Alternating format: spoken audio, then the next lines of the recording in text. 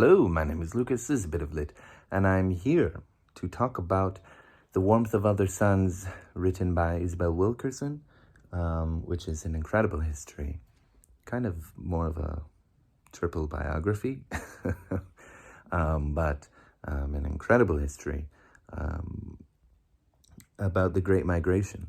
I have read her other book, Caste, which is about whiteness, perceptions of whiteness, and the caste system in America. And I thought that was great. And then I read this and realized that, wow, she's even better than I realized.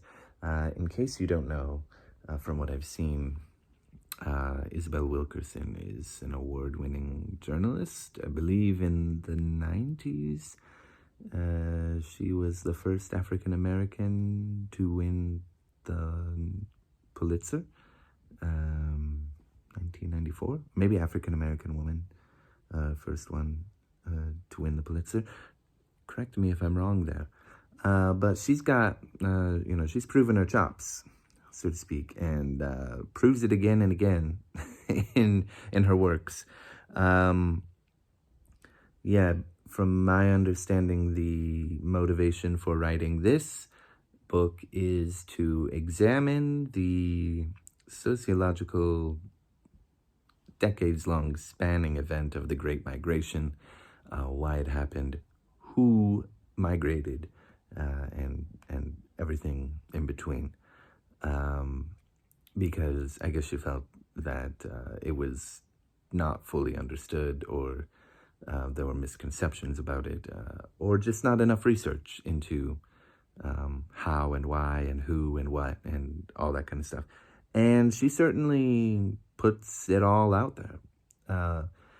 Rather than focusing in on some major cultural figures that are Black, that have either were migrants or their parents were migrants, from this Jim Crow South to the North or the West of the country.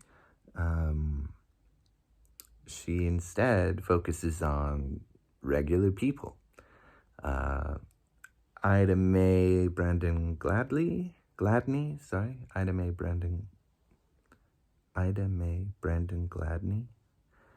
George Swanson Starling, and Robert Joseph Pershing Foster. Ida Mae moves to Chicago. George Swanson Starling moves to Harlem, and Robert Joseph Pershing Foster moves to LA. And their lives are, despite just being, nobody important culturally speaking, they're not a Jimi Hendrix or Ray Charles, who are mentioned briefly. Very famous people who have benefited from this are briefly mentioned as kind of side notes, but the idea to focus in on the common person was a stroke of genius and extremely well executed, and made this book so much better than it would have been had she focused on some of those other people. That is, learning about all the other sort of more culturally important people was like nice salad dressing, I guess, but learning about these three people's lives, that's the meat of the story, and is just wonderful. Also hits you with huge doses of reality about what's going on in the country at certain periods of time, whether it's the 40s, 30s, 40s, 50s, 60s, 70s, so on. Maybe there's some uprising, or someone was brutally lynched.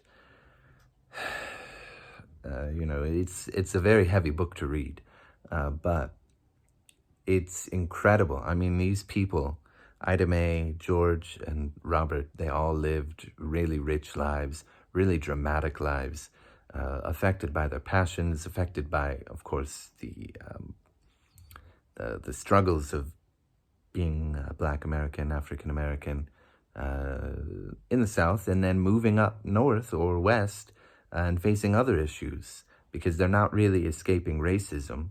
They're escaping violent racism and expected subservience in that racism.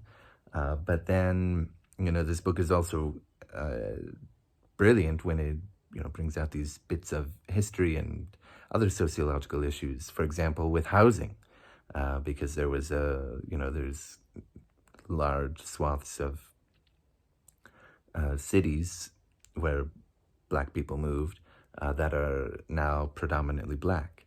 And, a big reason for that is, white people fleeing because they were, afraid of Black people moving into their neighborhood and devaluing their property.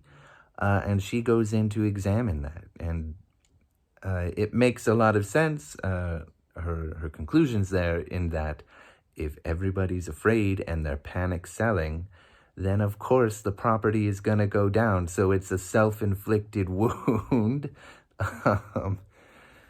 Not something I'd ever really thought about. I mean, it made a lot of sense. It made a lot of sense that, yeah, it's a self-inflicted issue, but certainly something I'd heard of. I've read other fictional stories or plays related to this kind of thing.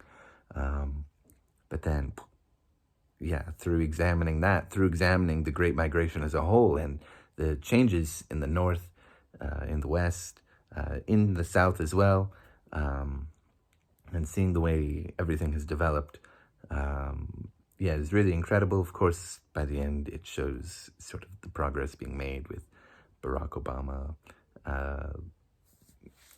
being a major key point by the end, which is a huge shift in the whole country, having a Black man be elected to be president.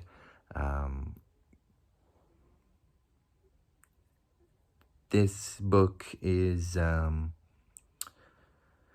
really moving for a number of reasons. I mean, you really get to know these Ida Mae, George, and Robert, and feel for them, and you see them throughout their whole lives, and just the amount of research that had to have gone into this project is astonishing.